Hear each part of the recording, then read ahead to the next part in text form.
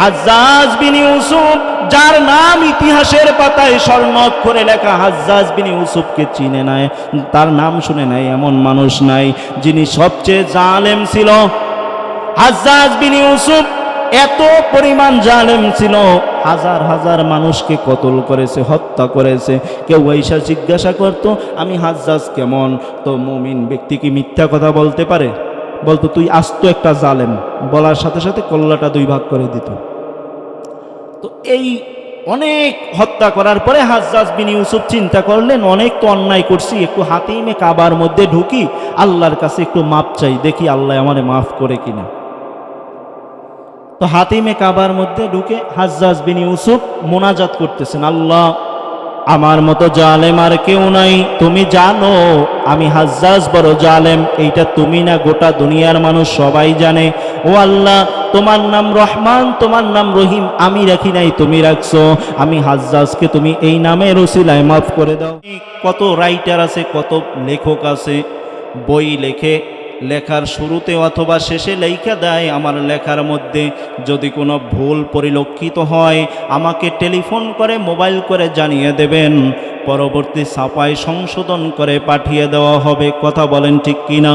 কিন্তু আল্লাহ পাক রব্বুল আলামিন এমন এক কালাম আমাদেরকে দিয়েছেন, আমার নবীর উপরে এমন এক কালাম নাজিল করেছেন, যেই কালামের শুরুতে আল্লাহ পাক রব্বুল আলামিন চ্যালেঞ্জ করেছেন, যালিকাল কিতাব, এটা এমন এক কিতাব লা রাইবা ফি, এই কালামের মধ্যে কোনো সন্দেহ নাই, এমন কোন রাইটার নাই যে এমন কথা বলতে পারে। কথা বলেন ঠিক কিনা? কিন্তু আল্লাহ পাক রব্বুল আলামিন কেমন এক কিতাব নাজিল করলেন গো ও নওশাল এলাকার মানুষ,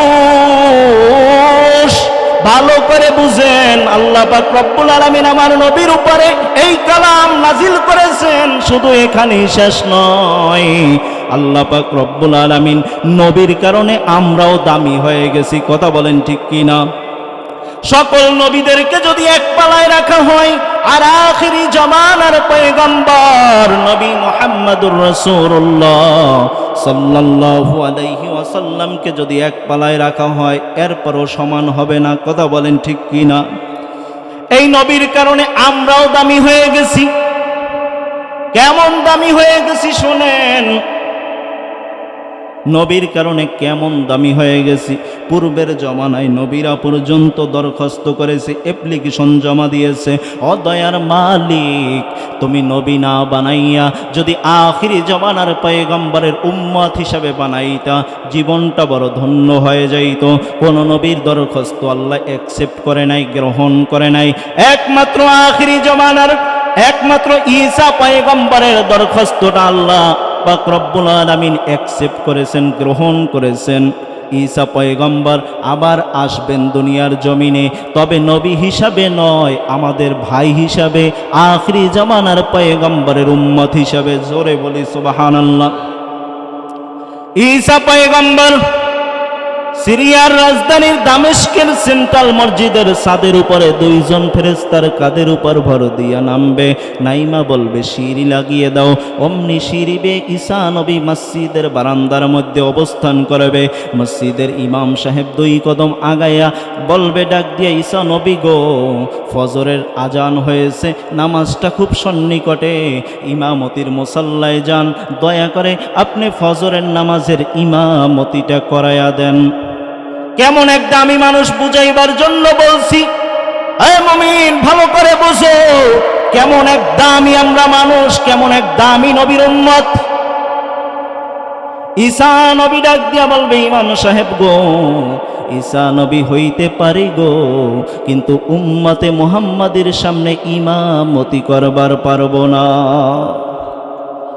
ঈসা নবী হইতে পারি গো, কিন্তু উম্মতে মুহাম্মাদের সামনে ইমামতি করবার পারবো না।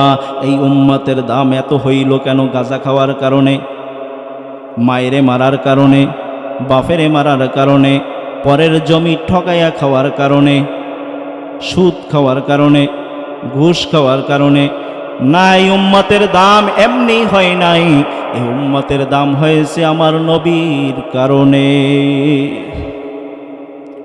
আমার নবী কেমন এক নবী, কেমন এক দামি নবী পাইলাম গো। এই কালামের মধ্যে ভুল ধরার জন্য আজও পর্যন্ত যত নাস্তিক বেঈমানরা পর্যন্ত চেষ্টা করতেছে, সফল হইতে পারবে? আর শুধু তাই নয়, নবীর জমানার থেকে কাফের বেঈমানরা পর্যন্ত চেষ্টা করেছে, কত বিজ্ঞানীরা পর্যন্ত চেষ্টা করেছে। যারাই চেষ্টা করেছে কোরআনের কাছে স্যালেন্ডার হয়ে গেছে, হার মেনে গেছে। কথা বলেন ঠিক কিনা? কেউ সফলতা অর্জন করতে পারে নাই, কারণ কোরআন এক দামি সম্পদ। কারণ এই কালাম হেফাজতের দায়িত্ব আমার আল্লাহ নিয়েছেন। কথা বলেন ঠিক কিনা? আল্লাহ পাক রব্বুল আলামিন বলেন, এই কালাম আমি নাজিল করেছি, এর হেফাজতের দায়িত্ব আমি আল্লাহ নিয়েছি। কোন কিতাবের ব্যাপারে আল্লাহ এমন ঘোষণা দেয় নাই, তাওরাতের মধ্যে এমন একখানা শব্দ আপনারা আয়াত বের করতে পারবেন না, জাবুরের মধ্যে এমন একখানা আয়াত বের করতে পারবেন না যে জাবুর আমি নাজিল করেছি, এর হেফাজতের দায়িত্ব আমি নিয়েছি। ইনজিলের মধ্যে পারবেন না যে ইনজিল আমি নাজিল করেছি, এর হেফাজতের দায়িত্ব আমি আল্লাহ নিয়েছি, এমন কথা বলে নাই। কিন্তু কোরআনুল কারীমের ব্যাপারে আল্লাহ পাক রব্বুল আলামিন নিজে বলেন, এ কোরআন আমি নাজিল করেছি, এর হেফাজতের দায়িত্ব আমি আল্লাহ নিয়েছি। দুনিয়ায় বেঈমানরা নাস্তিকরা যত চেষ্টা করবে, এ কোরআনের এক চুল নক্তা জের পর্যন্ত ভুল বের করতে পারবে না। কথা বলেন ঠিক কিনা?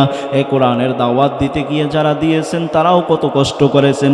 আজকের তো ইসলাম এমনি এমনি আমরা পাইছি। কিয়ামতের ময়দানে যদি আল্লাহ পাক রব্বুল আলামিন কিয়ামতের ময়দানে যদি বলেন, সিরাজি আমার কোরআনের জন্য ইসলামের জন্য কি করেছো, হিসাব দাও, সামনে যাও, হিসাব দেওয়ার মতো কোনো লাইন নাই। কথা বলেন ঠিক কিনা? নবীজির উপরে যখন কোরআন নাজিল হয়ে গেল, নবুয়ত নবীর উপরে এসে গেল, নবী যখন কালেমার দাওয়াত দেওয়া শুরু করবেন, দাওয়াত দেওয়ার আগে নবীজি একটা পাহাড়ের চূড়ায় চলে গেলেন। পাহাড়ের চূড়ায় গিয়ে নবীজি তার চাচাদেরকে ডাকলেন, আত্মীয় স্বজনদেরকে ডাকলেন, ডাক দিয়া বললেন, চাচারা আমি মুহাম্মদ সম্পর্কে আপনাদের ধারণা কেমন একটু বলবেন নি? বলে, তোমার মতো আলামিন এই মক্কার জমিনে আর নাই, তোমার মতো বিশ্বাসী এই মক্কার জমিনে আর নাই, তোমার মতো এত সত্যবাদী মানুষ মক্কার জমিনে নাই। বলে, চাচা আমি যা বলবো আপনারা বিশ্বাস করবেন? বলে, হ্যাঁ অবশ্যই করব। কেন? বলে, তোমার জীবনের মধ্যে, তোমার চরিত্রের মধ্যে মিথ্যার কোনো স্পট নাই। বলে, চাচা আমি যদি বলি এই পাহাড়ের ওই পাশে কিছু শত্রু দল আছে, আপনাদেরকে মেরে ফেলবে, বিশ্বাস করবেন? বলে, হ্যাঁ অবশ্যই করব।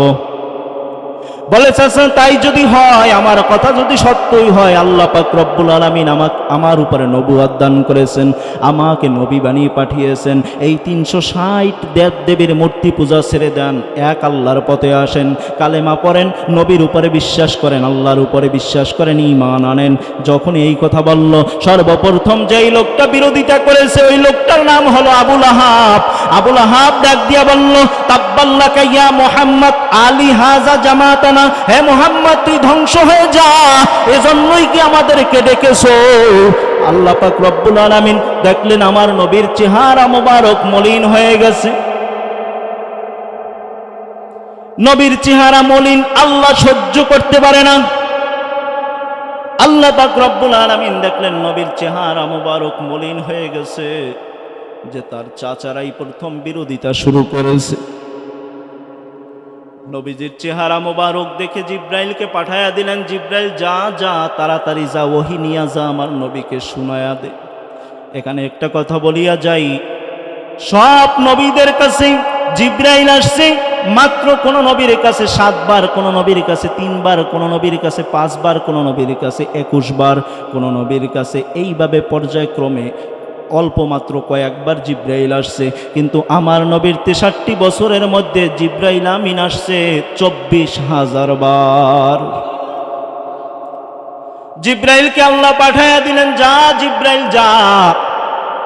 সব নবীদের ব্যাপারে একটা নির্ধারিত জায়গা ছিল, ওই জায়গায় যাইতো, আল্লাহ ওহি পাঠায়া দিত। মুসা নবী তুর পর্বতে যাইতো, আল্লাহ ওখানে ওহি নাজিল করত। মুসা নবী তুর পর্বতে যাইতো, ওখানে আল্লাহর সাথে কথা বলতো। কিন্তু আমার নবীর ব্যাপারে ভিন্ন। আমার নবী যেখানে জিব্রাইলকে বলে, জিব্রাইল তোর কাছে আমার নবী আসবে না, তুই যাবি আমার নবীর কাছে। নবী আমার আয়েশা সিদ্দিকার ঘরে, জিব্রাইল ও আয়েশা সিদ্দিকার ঘরে ওহি নিয়ে হাজির। নবী আমার উটের উপরে সওয়ার করতেছে, আর জিব্রাইল উটের উপরে ওহি নিয়ে হাজির। এজন্য নবী যেখানে জিব্রাইল সেখানে, জিব্রাইল যেখানে নবী সেখানে না। আল্লাহ পাক রব্বুল আলামিন বললেন, জিব্রাইল তাড়াতাড়ি যা, আমার নবীর কাছে ওহি নিয়ে যা, আমার নবীকে শোনায়া দে। জিব্রাইল সাথে সাথে নবীর চেহারা মোবারক লাল দেখে ওখানে ওহি নিয়ে আসলেন। ওই পাহাড়ে ওই সময় সূরা লাহাব নাজিল করে দিলেন। কি নাজিল করলেন? আপনারা সূরাটা সবাই জানেন, কিন্তু এর অর্থ জানেন না, ভেদ জানেন না। আল্লাহ পাক রব্বুল আলামিন বললেন, যখন আবু লাহাব বলল, হে মুহাম্মদ তুই ধ্বংস হয়ে যা, আল্লাহ পাক সাথে সাথে নাজিল করে দিলেন, তাব্বাত ইয়াদা আবি লাহাবি ওয়া তাব। তাব্বাত শব্দের অর্থ ধ্বংস হোক, ইয়াদা ইয়াদুনের বহুবচন, আবি লাহাব আবু লাহাব মানে ইয়াদুনের বহুবচন, অর্থাৎ হাত দুটি। আবি লাহাব আবু লাহাবের হাত দুটি ধ্বংস হোক। জোরে বলি আমিন। আল্লাহ পাক ওই সময় নাজিল করে দিলেন, আবু লাহাবের হাত দুটি ধ্বংস করে দিলাম। মা আগনা কোনো উপকারে আসবে না, আনহু তার ব্যাপারে, অর্থাৎ আবু লাহাবের ব্যাপারে কোনো উপকারে আসবে না। মালুহু তার মালসমূহ, তার সম্পদসমূহ কোনো উপকারে আসবে না। অর্থাৎ আবু লাহাবের অনেক সম্পদ ছিল, অনেক সম্পদের মালিক ছিল আবু লাহাব। আল্লাহ পাক জানায়া দিলেন, এই সম্পদ কোনো উপকারে আসবে না, এই মাল কোনো উপকারে আসবে না। আবু লাহাব এই সম্পদগুলো গরিবদের মাঝে বিলীন করে দিত। আল্লাহ পাক রব্বুল আলামিন বলেন, ও গরিবদের মাঝে বিলীন করতে পারে, কিন্তু এই সম্পদ তার কোনো উপকারে আসবে না। আমি আল্লাহ রব্বুল আলামিন আবু লাহাবকে তো জাহান্নামের মধ্যে দিবই, সাথে সাথে তার স্ত্রী উম্মে জামিল, আবু লাহাবের স্ত্রীর নাম কি জোরে বলেন? উম্মে জামিল। আমি আল্লাহ রব্বুল আলামিন আবু লাহাবকে তো জাহান্নামের মধ্যে দিবই, সাথে সাথে তার স্ত্রী উম্মে জামিলকেও আমি জাহান্নামের মধ্যে দিব। কেন? আরাম করার জন্য। এই আবু লাহাবের স্ত্রী উম্মে জামিলকে দিবে কেন? আরাম করার জন্য না। সাউন্ড বাড়ান, ডাউন করেন কে ভাই সাউন্ড।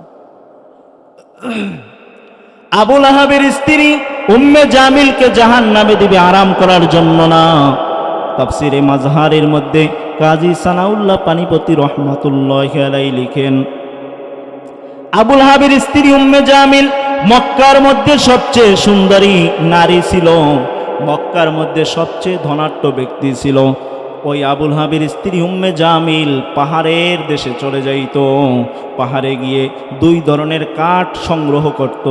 এক ধরনের কাঠে কাটা আছে কাটা, আর এক ধরনের কাঠে কোনো কাটা নাই। যেই কাঠে কোনো কাটা নাই ওই কাঠগুলা বিক্রি করত মক্কার বাজারে। আর যেই কাঠে কাটা আছে ওই কাঠগুলোকে আপনারা খেজুর গাছ যখন কাটে, খেজুর গাছের কিছু ময়লা আবর্জনা ফেত্রি কয়, ফেত্রি বের হয় না, ফেত্রি দিয়ে পেঁচাইলে কিন্তু কাটাগুলো উপরে জায়গা থাকে। কথা বলেন ঠিক কিনা? ওই খেজুর গাছের ফেত্রি দিয়ে পেঁচায়া আল্লাহ নবী, বিশ্ব নবী রহমাতুল লিল আলামিনের ঘরের সামনে রেখে আসতো। এই মনে রেখে আসতো, গভীর রাতে আমার নবী দাওয়াতের কাজে বের হবে, ইবাদতের জন্য বের হবে, দাওয়াতের কাজে বের হবে। অন্ধকারের মধ্যে নবী আমার চোখে দেখবে না। যখন ওই কাটার উপরে পাড়া পড়বে নবী ব্যথা পাবে, আর ব্যথার যন্ত্রণায় নবী মা মা বলে চিৎকার করবে।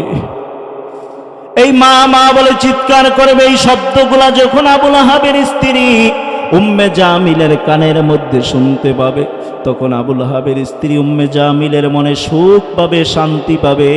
এজন্য আল্লাহ পাক রব্বুল আলামিন বলেন, ও আবু লাহাবের স্ত্রী উম্মে জামিল, তুই যেই কাজটা করেছো আমার নবীর শানে, এইটা আমি আল্লাহ সহ্য করতে পারি নাই। এজন্য তোমাকেও তোমার স্বামী আবু লাহাবের সাথে জাহান্নামের মধ্যে দেওয়া হবে। এখনো যারা নবীর শানে বেয়াদবি করে কেউ টিকতে পারছে?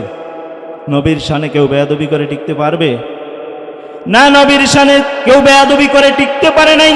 কিয়ামত পর্যন্ত নবীর শানে বেয়াদবি করে কেউ টিকতে পারবে না।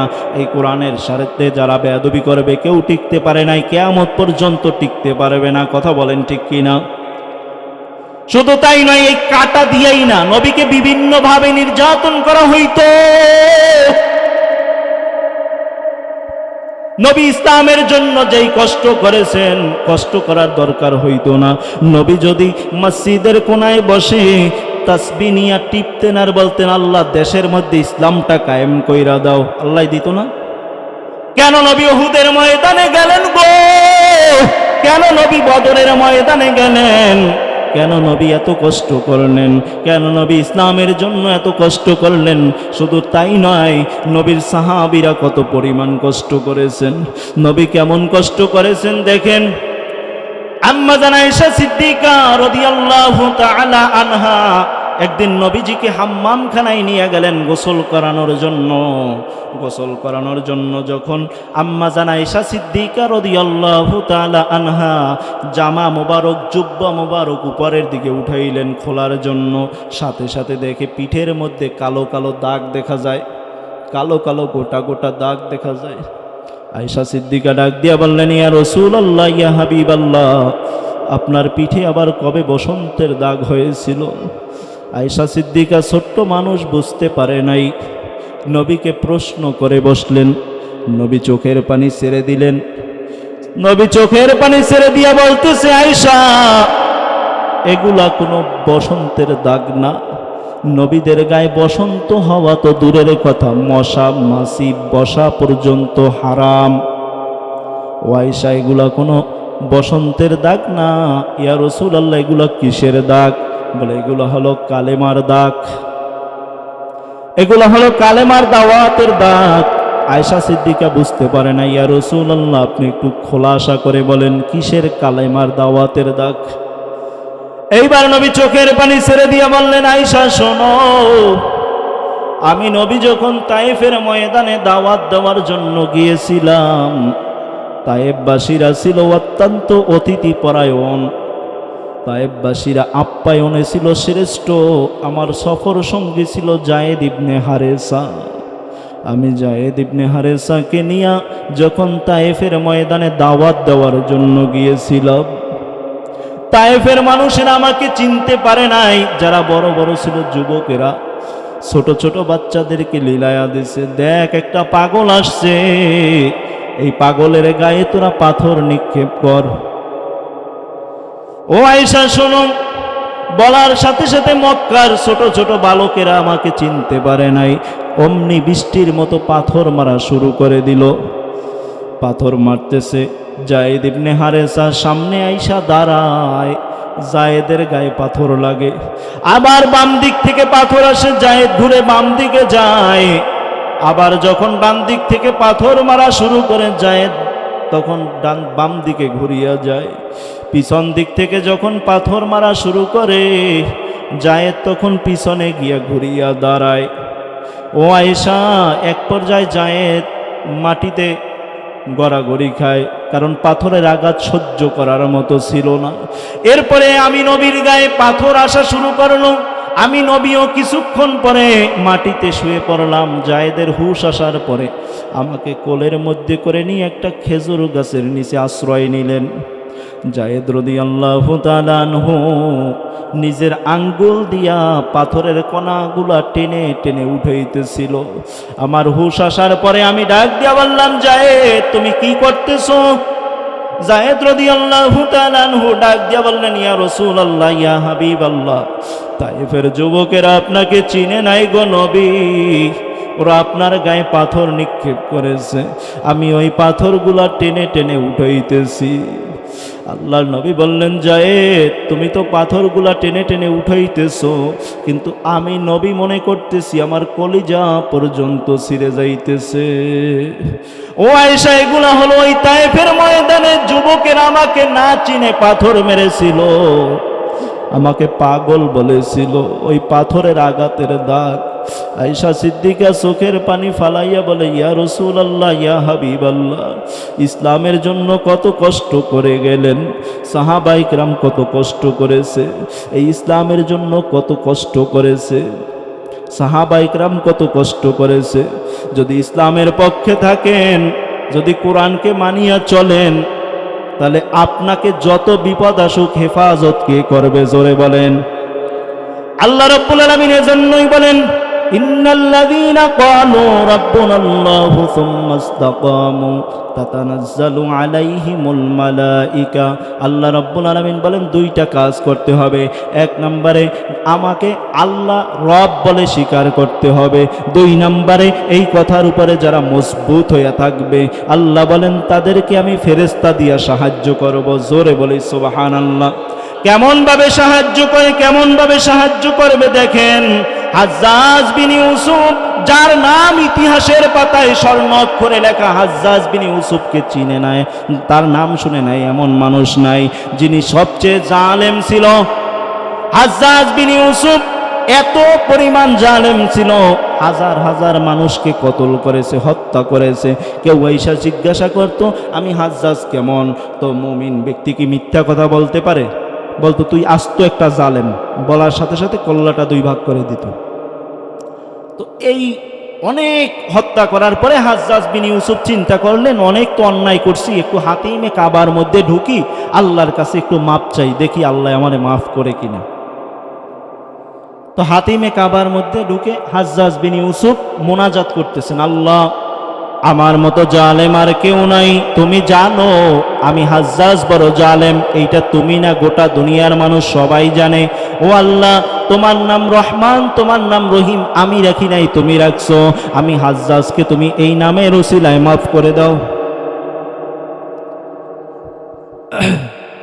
এই হাজ্জাজকে তুমি তোমার নামের উসিলায় তুমি মাফ করে দাও। এই কথা বলতেছে, বলতে বলতে পিছন দিক থেকে দেখে আরেকটা মোনাজাতের আওয়াজ আসতেছে। এক অন্ধ দাঁড়ায়া মোনাজাত করতেছে, আল্লাহ আমি অন্ধ, তুমি আমাকে চক্ষু দুইটা দিয়া দাও, আমি একটা বিবাহ করব, কারণ এলাকার আমার পরিবারের মানুষ চায় আমাকে বিবাহ করাইবে, আমি চাই চোখ দেখে একটা সুন্দরী মায়া দেখে বিবাহ করব, প্রয়োজনে বিবাহ করার পরে আবার অন্ধ করে দিও। এই কথা শুই না হাজ্জাজ বিন ইউসুফের হাসি চলে আসছে। খুতবাতে নকশবন্দি আল্লামা জুলফিকার নকশবন্দি রহমাতুল্লাহি আলাইহি লেখেন, হাজ্জাজ বিন ইউসুফ ডাক দিয়া বললেন, কে রে? বলে আমি অন্ধ, তোমার দোয়া তুমি করো, আমার দোয়া আমি করতেছি। অন্ধ তো আর হাজ্জাজ বিন ইউসুফকে দেখে নাই। হাজ্জাজ বিন ইউসুফ ডাক দিয়া বলল, অন্ধ তুই আমারে চিনোনি? বলে না, তোমারে চিনি না। বলে আমি হাজ্জাজ বিন ইউসুফ। বলার সাথে সাথে অন্ধ থরথর করে কাঁপতেছে, বলে ভাই আমারে মাফ করে দাও, আমি তোমাকে চিনতে পারি নাই। বলে আমি হাজ্জাজ জীবনে কাউকে মাফ করছি এমন কোনো ইতিহাস ভূগোলের পৃষ্ঠায় লেখা আসেনি। বলে তাইলে তোরে মাফ করে দেব। না, জীবনে কাউরে মাফ করো নাই, কিন্তু করবা না তাও তো না, আজকের আমারে দিয়ে শুরু করো, মানে পাম্পটি দিতেছে। এইবার হাজ্জাজ বিন ইউসুফ বলতেছে, অন্ধ আমি তোমারে মাফ করতে পারি একটা শর্তের বিনিময়। কি শর্ত? বলে আমি এই কাবার চতুর্পাশে 7টা চক্কর দিব, 7টা চক্কর দিয়া আমি এই মাকামে ইব্রাহিমের কাছে আইসা 2 রাকাত নামাজ পড়ব। এর মধ্যে যদি তুই অন্ধ, তোর চোখ যদি ভালো হয়, তাহলে আমি তরবারি থেকে তোকে বাঁচায়া দিব, নচেত তরবারিটা রাখলাম, কল্লাটা 2 ভাগ করে দিব। এইবার হাজ্জাজ বিন ইউসুফ চক্কর দিতেছে কাবার চতুর্পাশে, বারবার চক্কর দেয়। আর আয়েশা জিজ্ঞাসা করে, ও অন্ধ তোমার চোখ কি ভালো হয়েছে নি? একে তো বিপদ, আবার যদি একে চোখ ভালো হয়েছে নি দোয়া করতে পারে? বারবার জিজ্ঞাসা করতেছে, অন্ধ তোমার চোখ কি ভালো হয়েছে নি? এর মধ্যে 6টা চক্কর শেষ, 7ম নাম্বার চক্কর দিয়ে আয়েশা বলতেছে, অন্ধ তোর কি চোখ ভালো হয়েছে নি? অন্ধ বাইতুল্লাহকে দেখায়া বলে, এই হাজ্জাজ বিন ইউসুফ, ওই বাইতুল্লাহর কসম, বাইতুল্লাহর মালিকের কসম, দেখ আমার চোখ 2টা বাইতুল্লাহর মালিক জনমের মতো ভালো করে দিয়েছে। হাজ্জাজ বিন ইউসুফ বলে, অন্ধ আমি তোকে এখানে হত্যা করতাম না, এটা বাইতুল্লাহর এরিয়া, এখানে হত্যা করা হারাম আমিও জানি, আমি তোকে এখানে বাইতুল্লাহর এরিয়ার মধ্যে তোকে হত্যা করতাম না। কেন বলেছি জানো? বলে কেন বলেছো? ও অন্ধ, তুমি যখন প্রথমবার মোনাজাত করতেছিলে আমার মালিকের কাছে, দেখছি ভাঙ্গা ভাঙ্গা, কেমন জানি তোমার মোনাজাতের মধ্যে দিলের মধ্যে কোনো ইতমিনাল নাই, কেমন জানি ভাঙ্গা ভাঙ্গা কণ্ঠে বলতেছিলা। যখন আমি তরবারির ভয় দেখিয়েছি, আমি বারবার চক্কর দিয়েছি, আর দেখি তোমার চোখ থেকে টপ টপ করে পানি পড়তেছে, আর আল্লাহর কাছে আকুতি বিনতি করে তুমি চাইতেছ। ও অন্ধ শোন, আমার মালিকের কাছে যদি কিছু চাইতে হয়, সেটা চোখের পানির বিনিময়ে চাইতে হয়। কথা বলেন ঠিক কিনা? আমার মালিকের কাছে চাওয়ার মতো যদি চাইতে পারো, আমার মালিক দেওয়ার জন্য প্রস্তুত। কথা বলেন ঠিক কিনা? এজন্য আবার বলি, ইন্নাল্লাযীনা ক্বালু রাব্বুনাল্লাহ, যারা স্বীকার করে নিয়েছো আমার রব আল্লাহকে, জোরে বলেন সুম্মাস্তাকামু, এই কথার উপরে যারা মজবুত হয়ে থাকবে, আল্লাহ পাক রব্বুল আলামিন বলেন আমি তাদেরকে ফেরেশতা দিয়ে সাহায্য করব। করছিনি? আল্লাহ ফেরেশতা দিয়ে সাহায্য করছিনি? হ্যাঁ, এজন্য নিজের জীবনকে বুঝান, কারণ কয়দিন আর বাঁচবেন, আজ আছেন কাল নাই। এই মাইকে আবার ঘোষণা হতে পারে অমুক বাড়ির অমুক দুনিয়াতে নাই, বিদায় হয়ে চলে গেছে। কথা বলেন ঠিক কি না? হতে পারে এই বয়ান, এই মাহফিল, এই আজকের আলোচনা, এইটা জীবনের শেষ আলোচনা, এইটা জীবনের শেষ বয়ান, এইটা জীবনের শেষ মাহফিল। কথাগণ ঠিক কি না? আগামীকাল আপনার আমার নামের আগে মরহুম শব্দ যোগ হয়ে যাইতে পারে। কথা বলেন ঠিক কিনা? এজন্য আমি শেষ করে দিব, বিদায় বেলা দুইটা কথা বলতে চাই, বিদায় বেলা দুইটা কথা বলতে চাই, কানটা সজাগ করে একটু শুনেন। জীবনে যতদিন বাঁচবেন 5 ওয়াক্ত নামাজ ছাড়িয়েন না। জীবনে যতদিন বাঁচবেন, সামনে রোজা আসতেছে, গ্যাস্ট্রিকের অজুহাত দিয়া রোজা মিস করিয়েন না। কথা বলেন ঠিক কিনা? কারণ রসুলের সাহাবীরা যাদের ব্যাপারে নবী জান্নাতি ঘোষণা করেছেন, তারাই জান্নাতের সার্টিফিকেট পাওয়ার পরেও কেমন ভাবে কান্না করেছেন। নবীজি একশ্বাসে ঘোষণা করেন, আমার আবু বকর, ওমর, ওসমান, আলী, সাদ, সাঈদ, তলহা, জুবায়ের, আব্দুর রহমান ইবনে আউফ, আবু উবাইদা ইবনুল জাররাহ জান্নাতি। এই 10 জন সাহাবী নবী একশ্বাসে ঘোষণা করেছেন। এরপরে হযরত ওমরের কান্না কেমন কান্না, এরপরে আবু বকরের কান্না কেমন কান্না। হুজুর যেহেতু চলেই আসছে, আমার আলোচনা দীর্ঘায়িত করব না, এজন্য বলি জান্নাতের সার্টিফিকেট পাওয়ার পরেও তারা কেমন ভাবে কান্না করেছেন, কেমন ভাবে ভয় পেয়েছেন। ওমর বারবার যাইতেন হুযায়ফার কাছে, যে হুযায়ফার লিস্টের মধ্যে, মুনাফিকদের লিস্টের মধ্যে ওমরের নামটা আছে কিনা। হুযায়ফা বারবার বলতেন, আমিরুল মুমিনিন, খলিফাতুল মুসলিমিন, আল্লাহর নবী আপনাকে জান্নাতি ঘোষণা করেছে, আমি হুযায়ফাকে জান্নাতি ঘোষণা করে নাই। এরপরও আপনি আমিরুল মুমিনিন, এত কেন প্রেশান? বলে আমাকে যখন নবী জান্নাতি ঘোষণা করেছিল, হতে পারে ওই সময় আমার আমল খুব ভালো ছিল, কিন্তু নবী বিদায়ের পরে হইতে পারে আমি ওমরের আমলটা দুর্বল হয়ে গেছে, এজন্য আমি তোমার কাছে বারবার আসি, হুযায়ফা তোমার লিস্টের মধ্যে আমি ওমরের নামটা আছে কিনা। হুযায়ফা বলে এইটা আমানত, বলা যাবে না। কয় তাহলে একটা ওয়াদা দাও, তুমি আমি ওমর মারা গেলে তুমি জানাজায় হাজির হবা কিনা। কারণ আমিরুল মুমিনিন জানতেন যে হুযায়ফা যেই জানাজায় যারা মুনাফিক মারা যাবে, ওই জানাজায় হুযায়ফা হাজির হয় না। এই ওয়াদা দেওয়ার পরে হুযায়ফা বললেন, আমিরুল মুমিনিন, আমি ওয়াদা দিলাম আপনার জানাজায় আমি হাজির হব। এজন্য যতটুকু আলোচনা হইল, আল্লাহ পাক রব্বুল আলামিন সর্বপ্রথম আমাকে এবং আপনাদেরকে সকলকে আমল করার তৌফিক দান করুক। সকলে বলি আমিন।